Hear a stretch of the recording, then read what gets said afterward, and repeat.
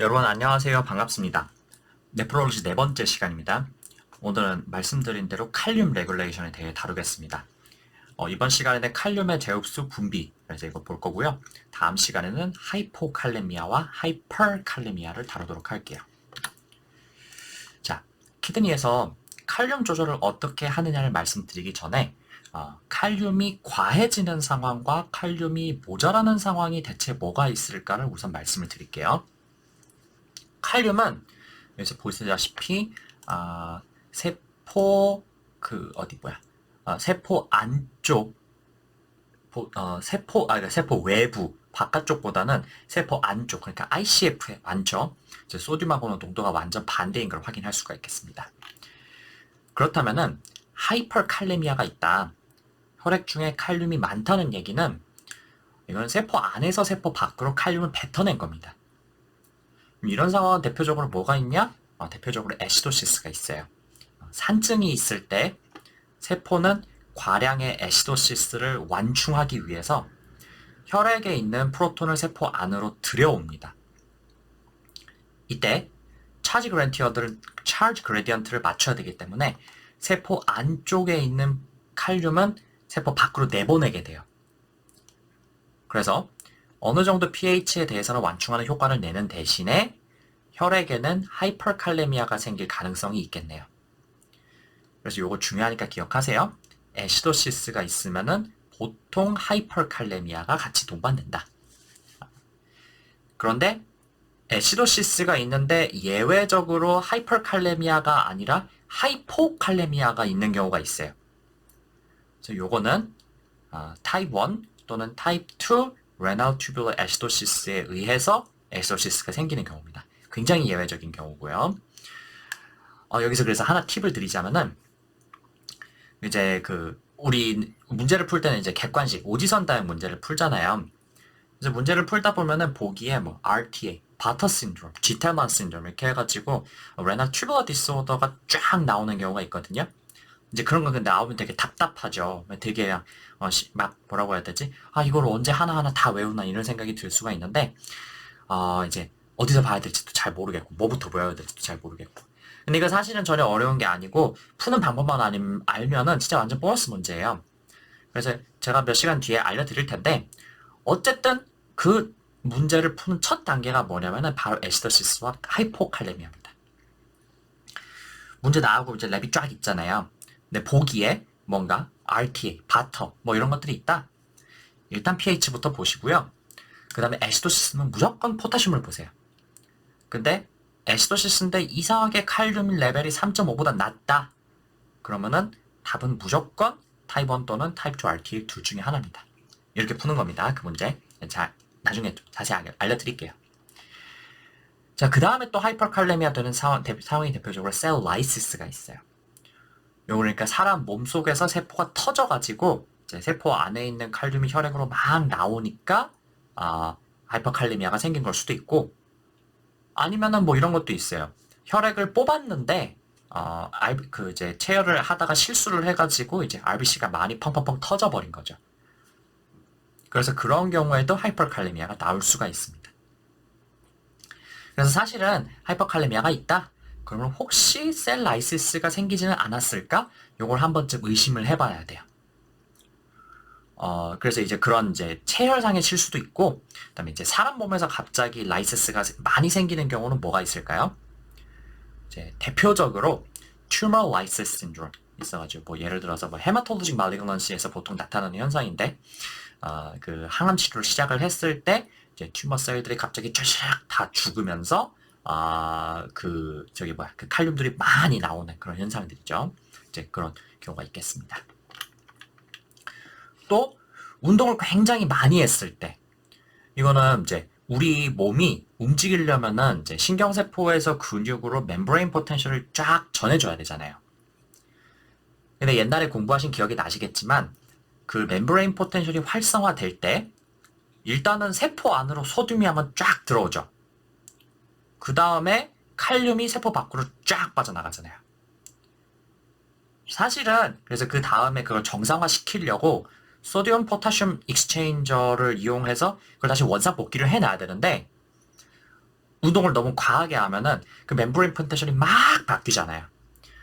그래서 그 소듐 포타슘 익스체인저가 미처 그걸 따라가지 못할 정도로 소듐이 들어오는 것과 칼륨이 밖으로 빠져나가는 게 격렬하게 일어난다는 말이죠.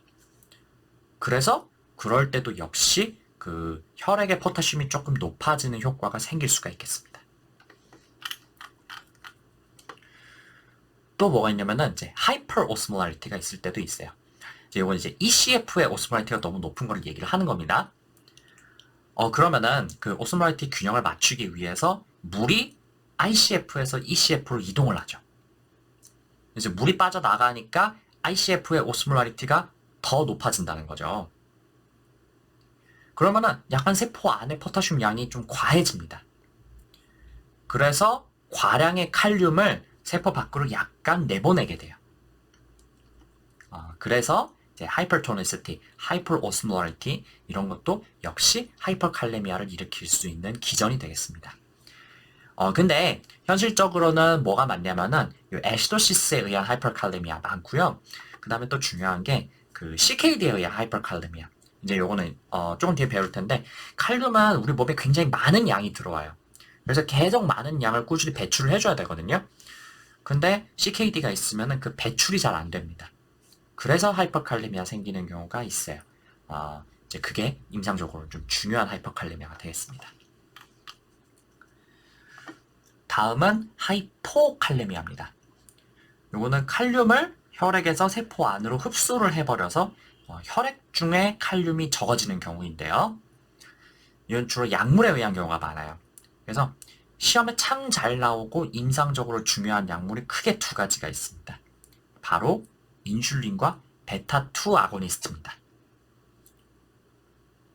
요 두 가지 약물은 둘 다 칼륨을 세포 안으로 집어넣는 효과가 있어가지고 이게 하이포칼레미아를 일으킬 수가 있어요. 그래서 병원에서 인슐린을 줘야 될 때 뭐 예를 들면은 뭐 DKA가 있다든지 아니면 HHS가 있다든지 이럴 때 인슐린을 줘야 되는데 그때 포타슘 보충을 꼭 같이 해줘야 되겠습니다. 그게 바로 이런 원리입니다. 인슐린이 칼륨을 세포 안으로 집어넣어 버리기 때문에 그냥 냅두면 금방 환자가 하이포칼레미아가 생겨요. 그래서 칼륨을 보충을 많이 해줘야 된다.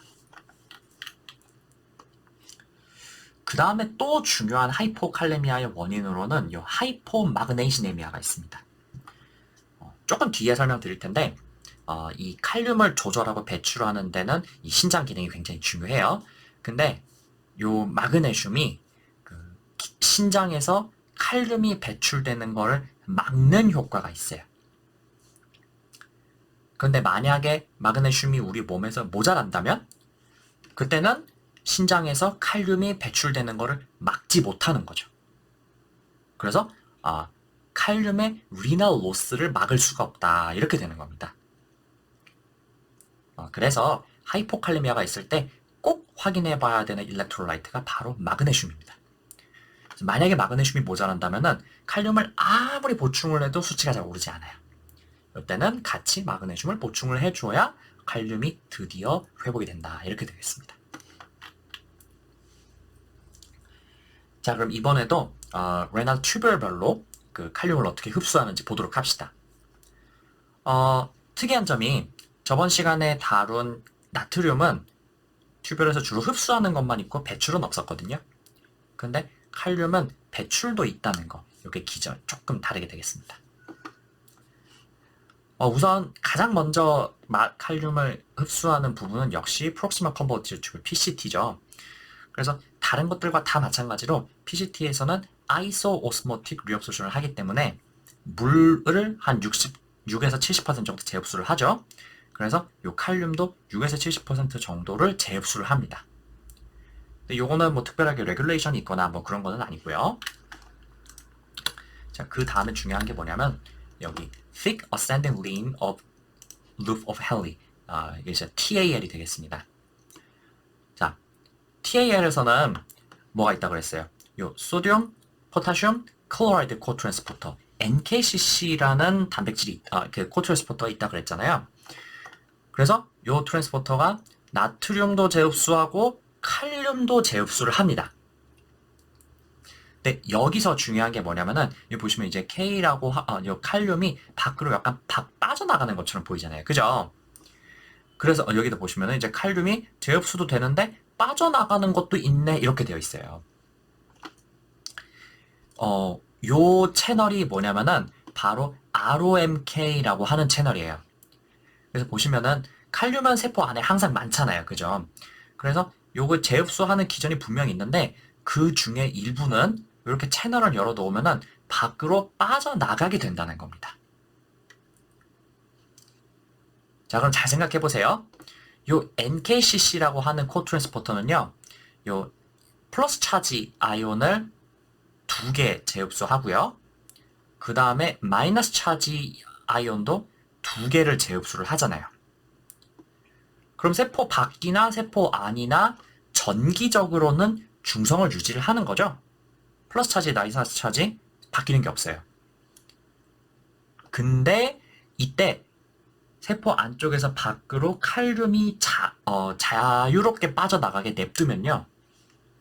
그 플러스 차지 아이온이 세포 밖으로 빠져나가 버리는 거잖아요. 그래서 세포 안쪽은 약간 네거티브하게 될 거고, 그 다음에 세포 바깥쪽은 약간 포지티브 차지를 띠게 될 겁니다. 그래서 도대체 이 포지티브 차지는 무슨 기능을 하냐면요. 이 루미널 플루이드에는 아직 칼슘이나 마그네슘 같은 이온들이 많이 녹아 있거든요. 근데 이 칼슘, 마그네슘도 역시 포지티브 차지를 띠고 있잖아요. 그래서 얘네가 이 포지티브 차지 때문에 밀려나는 효과가 생겨요. 그래서 이 마그네슘이나 칼슘은 꼭 세포를 통해서 이렇게 재흡수되는 게 아니라 이 세포 사이사이를 통해서 흡수되는 이 파라셀룰러 리업소션이라는 그런 기전이 있거든요. 그래서 얘네가 이 칼륨에 의해 형성된 이 양성 전기 때문에 여기 파라셀룰러 패스웨이를 통해서 이렇게 세포 사이사이를 통해 가지고 재흡수가 되는 겁니다. 요 소변 쪽에서 혈액 쪽으로 이렇게. 그래서 이 파라셀룰러 패스웨이가 칼슘과 마그네슘을 thick ascending limb에서 재흡수하는 기전이 되고요. 그 원동력은 뭐가 되냐면은 바로 요 칼륨에 의해 형성된 양성 전기가 되겠습니다. 그래서 만약에 레이식스 같은 룹 다이어틱스를 사용한다면 요 약은 이제 NKCC를 억제하잖아요. 그럼 보시면 요 세포는 칼륨을 재흡수를 해야 다시 ROMK를 통해서 칼륨을 뱉어서 요 루미널 플루이드의 포지티브 차지를 만들 수가 있는데 요 레이식스를 쓰면은 흡수하는 칼륨이 없으니까 뱉을 수 있는 칼륨도 없어요. 그래서 포지티브 차지도 당연히 만들 수가 없게 됩니다. 그러므로 결과적으로 이 룹 다이어틱스는 칼슘과 마그네슘의 흡수를 억제하는 효과가 생기는 겁니다. 참고로 말씀드리면은 이 칼슘 흡수 저해 효과 하이포칼세미아 이게 룹 다이어틱스와 사이아자이드 다이어틱스의 아주 중요한 차이점입니다. 이 룹 다이어틱스는 칼슘 흡수를 못하게 하잖아요. 그죠? 근데 사이아자이드 다이어틱스는 같은 이뇨제인데 오히려 칼슘의 흡수를 촉진하는 효과가 있어요. 그래서 이게 시험에 참 잘 나옵니다. 그래서 이제 예를 들어 골다공증이 있는 노인이라면은 어떤 혈압약을 추천하는 게 좋을까 하면은 사이아자이드 다이어틱스가 되겠어요. 왜냐면은 사이아자이드 다이어틱스는 칼슘을 재흡수하는 효과가 있어가지고 어느 정도 골다공증의 악화를 막는 효과가 있기 때문이에요. 이게 굉장히 잘 나오기 때문에 이걸 좀 기억해 두시면 좋을 것 같아요. 자, 다음은 디스탈 튜뷸럴과 컬렉팅 버트로 넘어갑시다. 엄밀히 말해서 디스탈 컨버티드 튜뷸럴에서는 포타슘의 움직임이 좀 미미합니다. 이제 거기서는 이제 NCCT에 의해 가지고 나트륨과 클로라이드의 재흡수가 있는데 칼륨은 뭐 딱히 언급되는 게 없죠. 그래서 칼륨은 어디서 중요하냐면은 요 컬렉팅 덕트 여기에 와서야 요 칼륨의 움직임이 있습니다. 그러면 여기서 또 어떻게 되냐면요. 여기서도 특이하게 칼륨을 재흡수하는 기전과 배출하는 기전이 있는데요.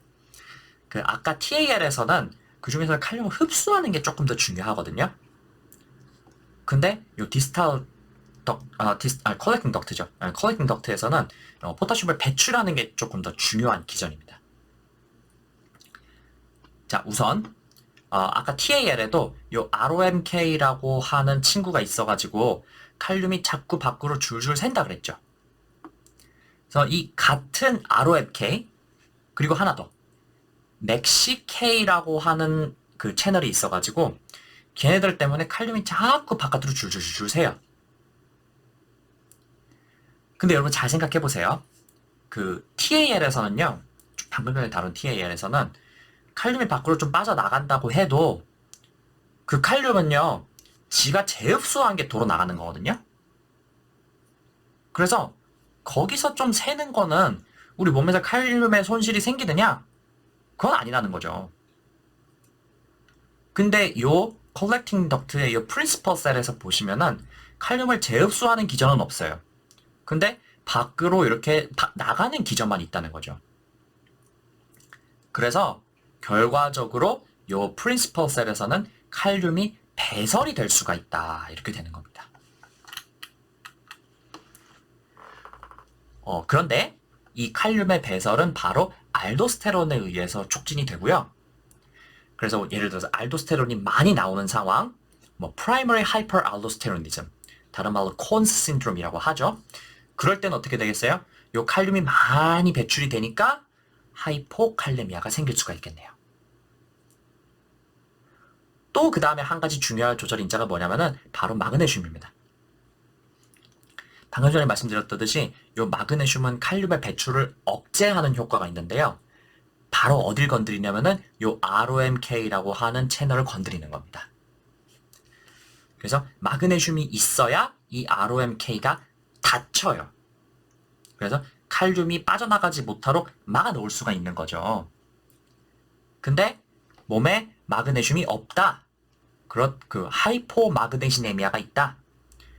그렇다면 이 채널을 닫아놓지를 못하고 계속 열어놓은 상태가 되니까 당연히 이 칼륨이 프린시펄 셀에서 줄줄줄줄 새게 되겠죠? 릭이 생긴다. 그래서 당연히 하이포칼레미아가 생길 거고요. 이때는 아무리 칼륨을 공급해도 칼륨이 계속 줄줄 셀 거니까 하이포칼레미아가 교정되지 않는 resistant 하이포칼레미아를 보이게 되겠습니다. 그래서 하이포칼레미아가 있다면 꼭 같이 봐야 하는 다른 중요한 전해질은 뭐다? 마그네슘이다. 이걸 기억해 두시면 굉장히 유용할 겁니다. 자, 네, 또 한 가지. 요 칼륨이 그냥 무한정 밖으로 빠져나가지는 못해요. 이제 왜냐면은 물론 세포 안에는 칼륨이 많고 밖에는 칼륨이 적죠. 그래서 농도만 보면은 이 디퓨전으로 칼륨이 계속 빠져나가야 되는 게 맞는데 문제는 여기서 차지 그레디언트가 생겨요. 칼륨은 케타이온, 양이온이잖아요. 그래서 여기 계속 아까 전에 말씀드렸던 거랑 똑같아요.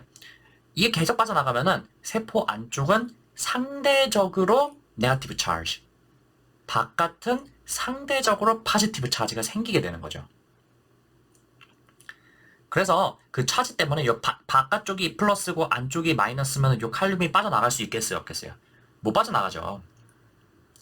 그래서 이 차지 그레디언트를 상쇄하기 위해서 바깥쪽에서는 나트륨이 넷으로 들어오게 되는 겁니다. 이때 나트륨을 들여오는 게 저번 시간에 배웠던 에피셀리얼 소듐 채널, 나트륨 해가지고 ENAC가 되겠어요. 이름은 안 나와 있는데 여기 열려있는 게 ENAC예요. 이게 열려 있어야 나트륨이 들어오면서 차지 그레디언트를 중화하니까 칼륨이 밖으로 빠져나갈 수가 있게 되는 겁니다. 그런데 요 채널들을 이 에피컬 멤브레인에 위치시키는 게 바로 뭐다? 바로 알도스테론이 되겠습니다. 그래서 알도스테론은 ROMK도 갖다 놓고 ENAC도 갖다 놓고 하니까 나트륨과 물을 재흡수하고 그다음에 칼륨은 배출하는 효과를 갖게 되는 겁니다. 그래서 알도스테론 안타고니스트인 스파이로노락톤이나 아니면은 요 ENAC의 기능을 억제하는 아밀로라이드, 트리암테렌 이런 친구들은 칼륨의 배출을 억제하는 효과가 있다. 즉, potassium sparing diuretics다. 이렇게 얘기를 할 수가 있는 겁니다. 자, 그래서 프린시플 셀은 이게 기능이 되는데 사실은 컬렉팅 덕트에는 산염기 배출과 칼륨 배출을 조절하기 위해서 인터컬레이티드 셀이라는 세포가 하나 더 있어요. 그 중에서도 이제 알파 인터컬레이티드 셀이 ATP라네. 칼륨하고 산의 배출을 산의 레귤레이션을 담당하게 되는데요. 알파 인터컬레이티드 셀은요, 우리 몸에 산, 애시드의 배설을 담당을 합니다. 그래서 우리 몸에 산, 즉 프로톤이 많을 때 요게 프로톤을 이렇게 배출하는 효과가 있어요. 자, 근데 이 콜렉팅 덕트에서 근데 자세히 보니까 요 산을 이렇게 배출하면서 칼륨을 들여오기도 하네요. 아니 그럼 대체 이 콜렉팅 덕트에서는 칼륨을 요것처럼 이제 배출을 하는 거야? 아니면은 요것처럼 칼륨을 들여오는 거야? 이렇게 생각하실 수가 있는데 때에 따라 다릅니다. 자, 그 알도스테론이 프린시플 셀에서 칼륨을 배출하는 효과가 있다. 그래서 알도스테론이 높아지면 칼륨이 떨어진다. 하이포칼레미아가 생긴다. 이거 말씀드렸죠? 근데 동시에 알도스테론이 요 알파 인터컬레이티드 셀에서 프로톤의 배출을 촉진합니다. 이 ATP를 이용해가지고 프로톤을 배출하는 요 프로톤 ATPase라는 거를 기능을 촉진을 해요. 그래서 알도스테론이 있으면 생기는 첫 번째 변화가 칼륨이 빠져나가니까 하이포칼레미아가 있고요. 두 번째, 산을 이렇게 배출을 하니까 알칼로시스가 되는 겁니다. 자, 그래서 제가 저번에도 한번 말씀을 드렸는데 그 레닌, 안지오텐신, 알도스테론 시스템 요게 활성될 때는 언제예요? 우리 몸에 볼륨이 부족하고 혈압이 떨어질 때다. 그래서 그 볼륨을 확보하기 위해서 RAS가 활성화되는데 소듐이랑 물은 끌어올고 그 다음에 칼륨이랑 프로톤은 내보내는 효과가 있다. 그래서 그게 컨트랙션, 그런 거를 뭐라 그러냐, 볼륨 컨트랙션이 됐는데 알칼로시스가 같이 생겼다 해가지고 컨트랙션 알칼로시스다 이렇게 된다고 말씀을 드렸죠. 그래서 거기에 이제 두 가지 이유가 있는데 이제 첫 번째는 안지오텐신 2, 안지오텐신 2에 의해 가지고 프록시멀 컨볼루티드 튜뷸에서는 HCO3를 재흡수합니다. 이렇게 베이스 재흡수하니까 당연히 알칼로시스가 생기고, 두 번째 이유가 요 알도스테론이 되겠습니다. 그래서 얘는 알도스테론은 프로톤을 배출하는 효과가 있으니까 그래서 알칼로시스가 생기구나 이렇게 될 수가 있어요. 자, 그래서 이렇게 알도스테론이 막 활성화가 될 때는 칼륨을 막 내보내고 그 다음에 프로톤도 내보내고 그래서 하이포칼레미아와 알칼로시스가 생기는 건데요. 반대로 이렇게 한번 생각을 해보세요. 우리 몸에 지금 볼륨에는 특별한 문제가 없는데 다른 모종의 이유로 인해서 애시도시스가 많이 생겼어요. 자, 그런데 이제 애시도시스가 있으면은 일반적으로 하이퍼칼레미아가 생긴다고 그랬잖아요. 그 이유 중에 하나가 여기 있는 거예요. H 플러스를 내보내면서 그 다음에 칼륨을 재흡수를 해야 되거든요. 애시도시스가 있으면. 그래서 그럴 때는 H 플러스를 내보내면서 칼륨을 재흡수하기 때문에 애시도시스면은 하이퍼칼레미아가 생기는 거가 되는 겁니다. 그래서 어떨 때는 요게 칼륨을 많이 내보내는 거고, 또 반대로 어떨 때는 칼륨을 약간 재흡수하는 게 더 활성될 때도 있다 이렇게 생각하시면 돼요. 때에 따라 다르다.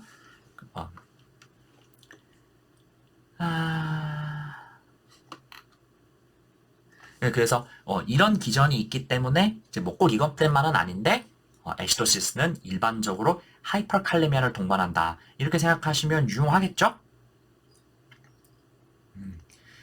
자, 그러면은 오늘 마지막으로 칼륨의 조절에서 가장 중요한 알도스테론 얘기만 조금 더 드리고 넘어갑시다. 요 알도스테론의 목적은요, 물과 나트륨을 많이 흡수해서 볼륨 익스펜션을 하는 겁니다. 그래서 중요한 거는 물하고 나트륨을 많이 재흡수를 하는 건데, 주로 이제 콜렉팅 덕트에서 그 기능을 하는 거고요. 그 과정에서 일어나는 게 첫 번째는 뭐냐? 요 프린시펄 셀에서 그 ROMK를 통해 가지고 칼륨을 많이 배출한다. 두 번째는 요 알파 인터칼레이티드 셀에서 프로톤을 배출한다. 그래서 알도스테론은 결과적으로 하이포칼레미아와 메타볼릭 알칼로시스를 일으킨다. 요게 시험에도 참 중요하고 잘 헷갈리는 내용입니다. 이제 이거 기억해 두시면 분명히 도움이 될 거니까 요거 꼭 기억해 두세요. 자, 그러면 오늘도 네프론의 각 부분에서 칼륨의 재흡수, 분비가 어떻게 되는지를 말씀드렸는데요. 이 내용 보면 쉽지 않죠. 한 번에 하려고 하면은. 근데 계속 말씀드리지만 이거 한 번에서 다 외워지는 내용은 아니고요. 그래서 제가 계속 말씀드리는데 이제 시험에 자주 등장하는 약들, 그 다음에 이제 우리 몸의 주요 호르몬들 이런 거와 연관을 시켜가지고 말씀드리고 있잖아요. 그래서 그런 거랑 연계를 해가지고 암기를 하시고요. 그 다음에 나중에 관련된 내용이 나왔을 때 이게 그거였네 하고 기억나시면 좋고, 그때 기억 안 나셔도 괜찮아요. 다시 이걸 또 보고 하면은 언젠가 자연스럽게 내 것이 될 겁니다. 시험 전까지만 기억하시면 돼요. 자, 그래서 이번 시간 이 정도로 마치고요. 그래서 칼륨 레귤레이션이 이렇게 되는데, 다음 시간에는 이게 제대로 안 됐을 때, 그래서 하이퍼칼레미아와 하이포칼레미아가 되면은 그걸 우리 몸에 어떤 변화가 생기고 그걸 어떻게 치료해야 할 것인가, 이걸 다루도록 할게요. 오늘도 공부하느라 정말 수고 많으셨습니다. 들어주셔서 감사합니다. 다음 시간에 뵙겠습니다.